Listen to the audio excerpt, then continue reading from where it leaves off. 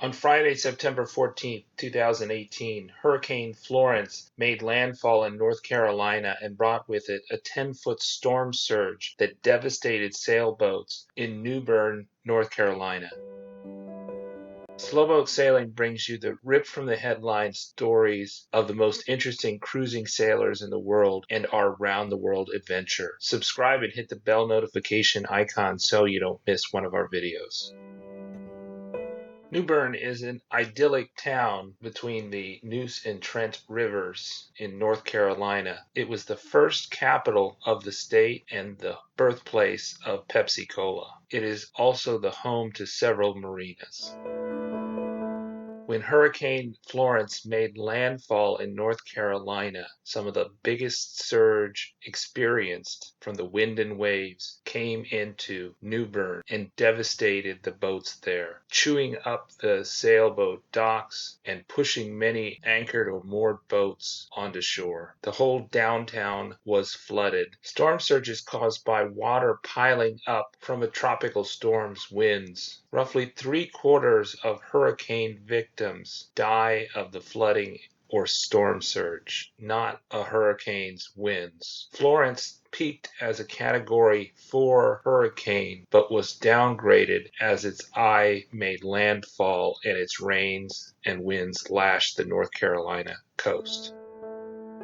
One of the most devastated marinas in Hurricane Florence was the Bridgepoint Marina, which was filmed by sailing Banjo's Shawn and Shannon Yale. They told Slowboat Sailing that marina tenants were ordered to evacuate the marina, and they anchored nearby, successfully weathering the storm. Shawn was one of the first boaters brought in to film the devastation. You can hear their story right now. Stay tuned.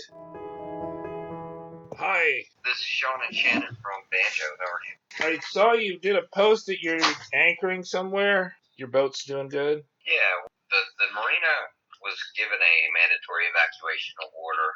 We, looked for a place, and a friend of ours found a small, kind of hurricane hole for us to put the boat. We took her out there and dropped her anchor, and we actually put out 2 anchors, buttoned her all up, secured her down, and kind of went back to the marina to help with the other boats.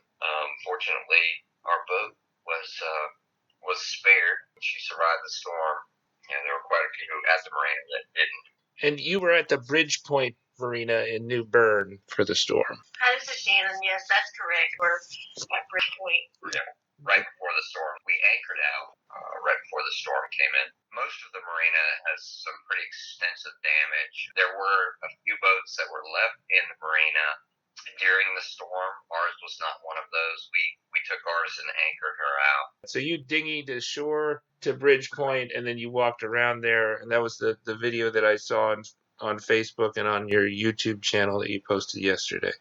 Volunteered to help the dockmaster and the other marina staff to kind of secure boats before the storms, the ones that were left in the marina. We volunteered to go out there, help adjust lines and add fenders and whatever we could do to prevent damage. And when the storm hit, nobody was out on the actual docks. I think right when the flooding and the storm surge started getting really bad was about 5 o'clock. I want to say it was like the 15th or the 14th. I don't remember the dates right now. Sorry. We went out there, volunteered, helped secure the boats for our community, and then once the storm passed, we were asked by the marina to go out and kind of get some footage to show people what happened. That way, people wouldn't be coming down to the docks trying to get to their boats and things like that due to the dangerous nature of the state of the docks. Oh yeah. I saw those warnings. Are they starting to let some of the boat owners in today? It's Tuesday. I haven't heard anything. I do know that the marina staff has been in contact with some of the owners, and they're putting together a plan as far as getting the boats out of that area. That way they can, begin assessing all the damage and figuring out about repairs and things like that, if that is something that they're going to be able to do or not right now. We've been at Bridgepoint for about a year. We spent 3 months, a little over a year actually. We spent 3 months in the boatyard doing some work on the boat. Bridgepoint is our home marina. But you're probably not going to go back anytime soon because of the damage to the docks and the boats in the water. Yes, it's unknown at this point. We would like to go back there, whenever they get it fixed, get it back up operational. It's just kind of unknown as to when that will be. What happened to the docks that were hardest hit? What caused most of the damage? Best guess would be storm surge. We did have some significant wind, but it seems that the surge, coupled with the winds, just was too much.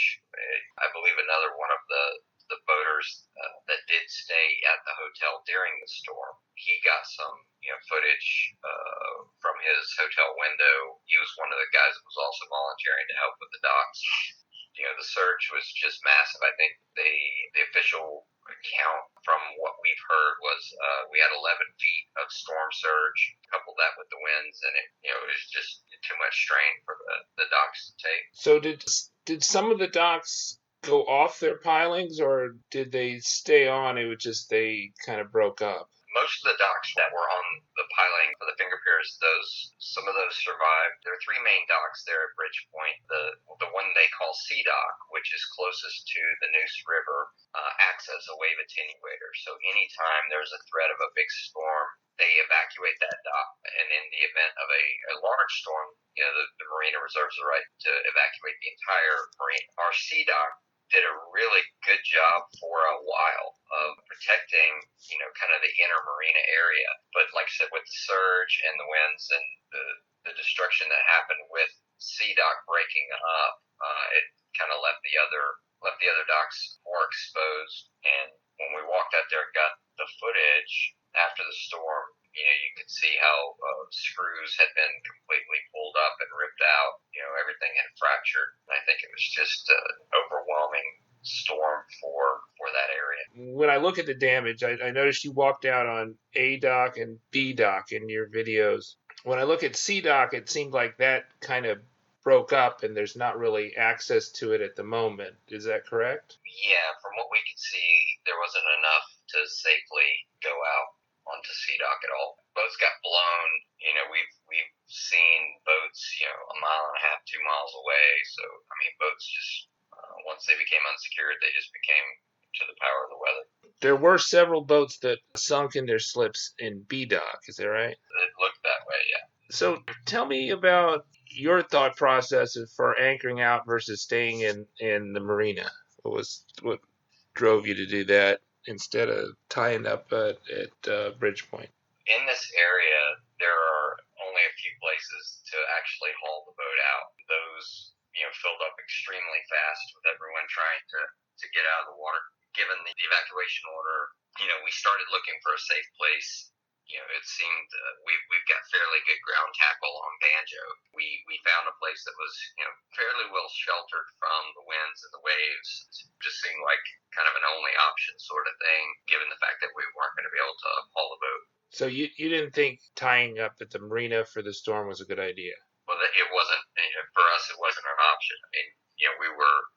We were there, and it was the marina is a very safe, very well built marina. But given the fact that the staff had asked everyone to evacuate, that wasn't an option. Oh, you were a boat that we were on A dock. But there were some boats at A dock that did not evacuate, right? Most everyone on all of the docks was on a waiting list to try to get hauled out. Some people thought about moving down the ICW. So I saw one cruiser who was in Myrtle Beach and he went to South Georgia. Was that something that you thought was an option, or you just didn't have time? I assume that you were working during the week and couldn't get that much time off. What was the thought process for that?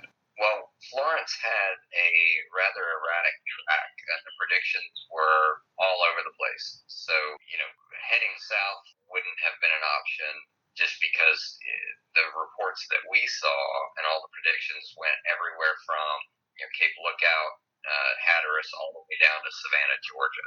Basically, we looked at the various tracks, and we didn't know a definitive track even until I'd say about 24 hours prior to the storm. So running south, or even running north for that point, we actually saw a few predictions that said that the hurricane could turn north.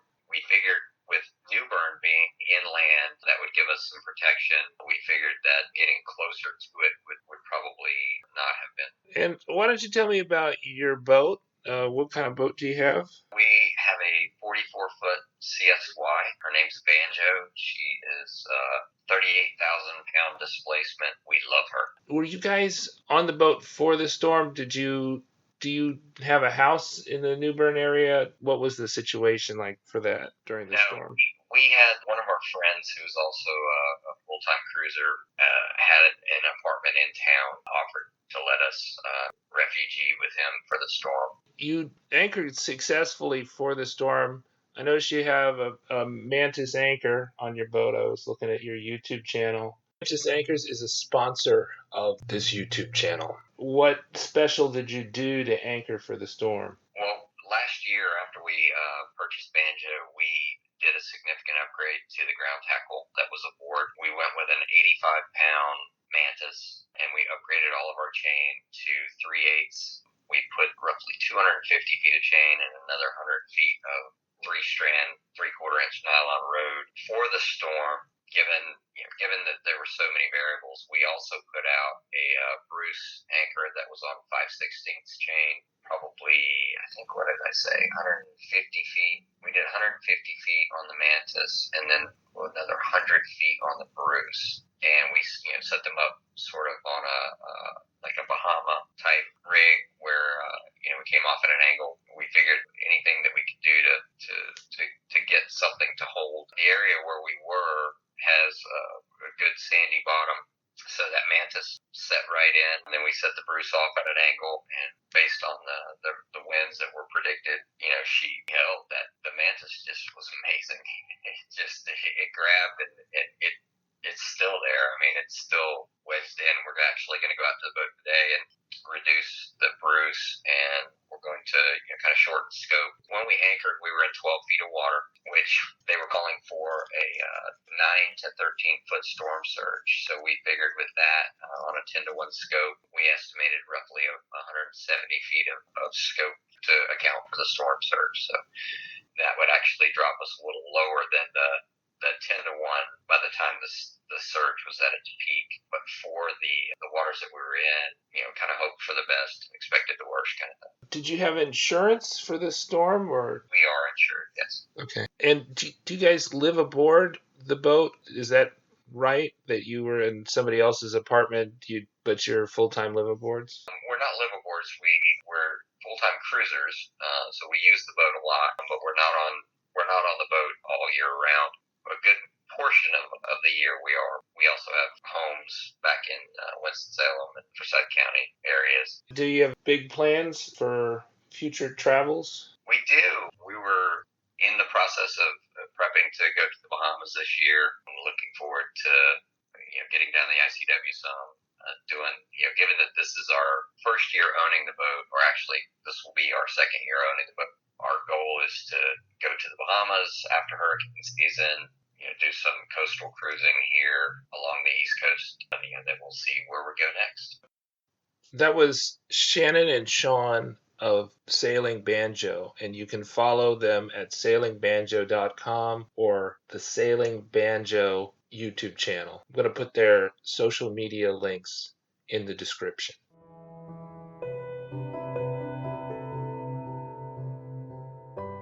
If you'd like to see more news relating to the most interesting cruising sailors in the world, subscribe and hit the bell notification icon.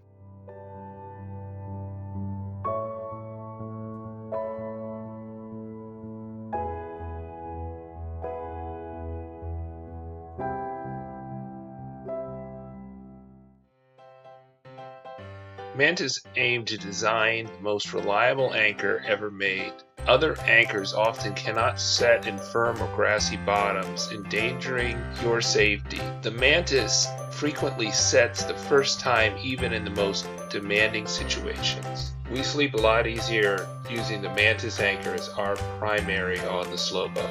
Get yours at mantusanchors.com or other fine retailers.